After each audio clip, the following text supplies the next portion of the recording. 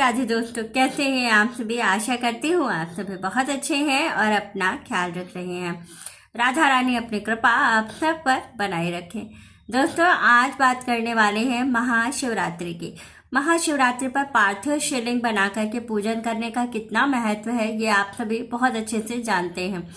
आज हम आपको पार्थिव शिवलिंग का निर्माण करके महाशिवरात्रि पर विशेष उपाय करने के लिए बताएंगे, जो कि शिव महापुराण में वर्णित है। और विशेष रूप से गुरुजी ने भी इसके बारे में बताया है कि अगर हम पार्थिव शिवलिंग का निर्माण करके और इस तरह से अभिषेक करते हैं, कुछ चीजों का अभिषेक है, जैसे कि संतान प्राप्ति के लिए है, लक्ष्मी प्राप्ति के लिए, रोग मुक्ति के लिए है और साथ ही जीवन में समस्याओं से मुक्ति के लिए है। तो हमें किस चीज से अभिषेक करना चाहिए, कैसे नियमों का पालन करना चाहिए, पार्थिव शिवलिंग का निर्माण कैसे और कब करना चाहिए, पूजन हमें कब करना है, सारी चीजें बताऊंगी आपको।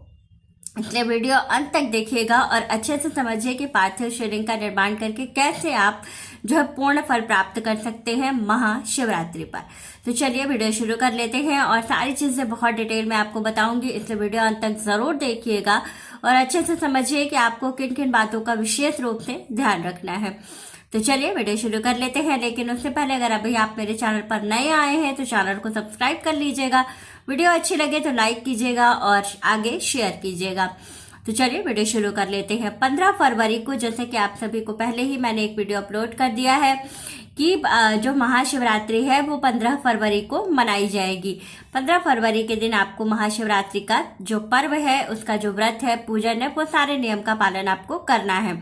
यानी कि दिन रविवार पड़ रहा है और महाशिवरात्रि का पर्व 15 फरवरी को मनाया जाएगा।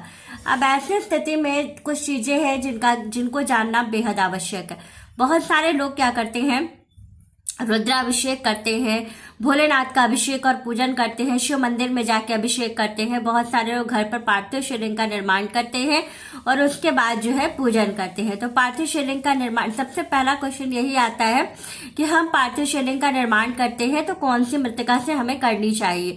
तो देखिए, अगर आप पार्थिव शिवलिंग का निर्माण कर रहे हैं तो सही विधि से नियम ये है कि आपको जो है उसके गंगा जी के मृतिका से जो है शिवलिंग का निर्माण करना चाहिए। लेकिन अगर गंगा जी की मृतिका न मिल पाए तो जो आप कुम्हार के हाथ से जो आपको मिट्टी मिलती है उससे भी आप शिवलिंग का निर्माण कर सकते हैं। लेकिन मिट्टी को पहले गंगा जल से पवित्र जरूर कर लीजिएगा। वैसे मिट्टी तो अपने आप पे वैसे ही पवित्र होती है, लेकिन फिर भी एक बार गंगा जल डाल करके उसको थोड़ा सा कर लीजिएगा।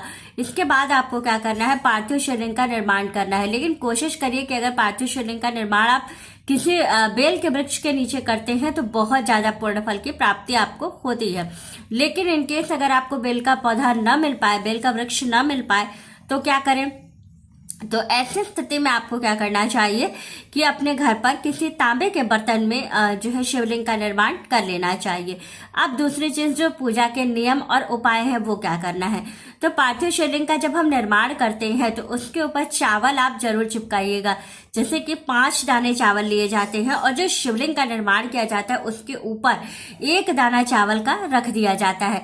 और उसके बाद से जो हम अर्घा बनाते हैं, जो 5 जगह निर्धारित है, जैसे कि गणेश जी का स्थान, कार्तिकेय जी का स्थान, अशोक सुंदरी जी का स्थान, जगत जननी माँ जगदम्बा का स्थान और साथ ही शिव जी का स्थान, इन 5 स्थान पर आपको क्या करना है कि चावल के 1-1 दाने जरूर लगाने हैं, तभी आपका शिवलिंग जो है वो पूर्ण होता है।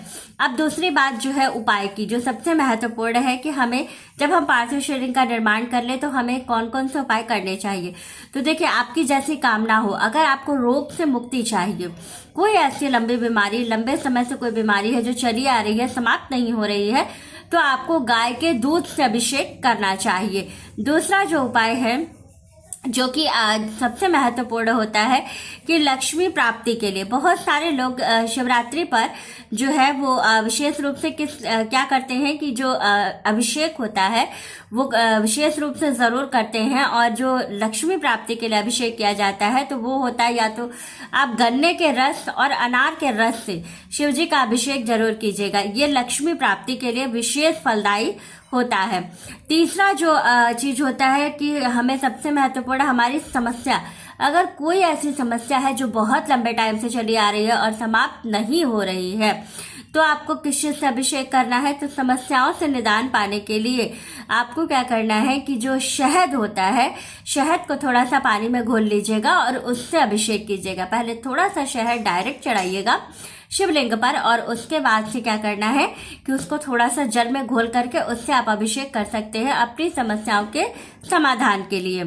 चौथी चीज जो होती है, जो कि हमें व्यापार और नौकरी में उन्नति के लिए, अगर हमें अपने व्यापार में, अपनी नौकरी में उन्नति चाहिए, हमारे जीवन में उन्नति नहीं हो रही है, तो हमें उन्नति के लिए क्या करना चाहिए कि जो सबसे महत्वपूर्ण कार्य है कि आपको अगर अपनी लाइफ में उन्नति चाहिए तो आपको क्या करना है, जो वो होती है दुर्वा को क्या करना है कि थोड़ी सी दुर्वा लीजिएगा, उसको पीस लीजिएगा और पीस करके उसको क्या करना है, उसका रस गार करके जल में मिला करके उससे अभिषेक कीजिएगा। इससे बहुत जल्दी आपको उन्नति मिलती है, बहुत जल्दी आपकी तरक्की होने लगती है।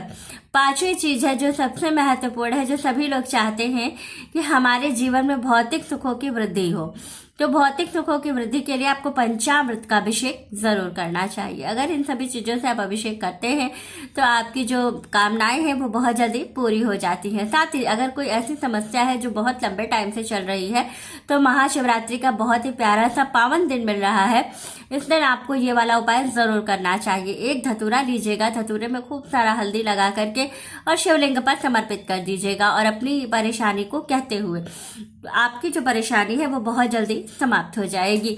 बहुत ही आसान से ये सारे उपाय हैं जिनको करने से आपको बहुत लाभ होता है। और एक चीज और बताऊंगी, जो पार्थिव शिवलिंग का निर्माण करके आपको पूजन करना है महाशिवरात्रि पर, वो शाम को 7 बजे प्रदोष काल में आपको करना है, क्योंकि प्रदोष काल का समय महाशिवरात्रि के दिन पूजन का बहुत बहुत महत्वपूर्ण है। और साथ ही आप निश्चित काल में भी पूजा कर सकते हैं। तो निश्चित काल का जो समय शुरू होता है वो रात को 12:09 से लेकर के 1:01 तक रहेगा। इस बीच में भी आप पूजन कर सकते हैं, जो कि बहुत बहुत पुण्य फल देने वाला होता है। तो आपको वीडियो अच्छी लगी हो, जानकारी अच्छी लगी हो, तो वीडियो को लाइक, शेयर और सब्सक्राइब जरूर कीजिएगा। राधे राधे दोस्तों।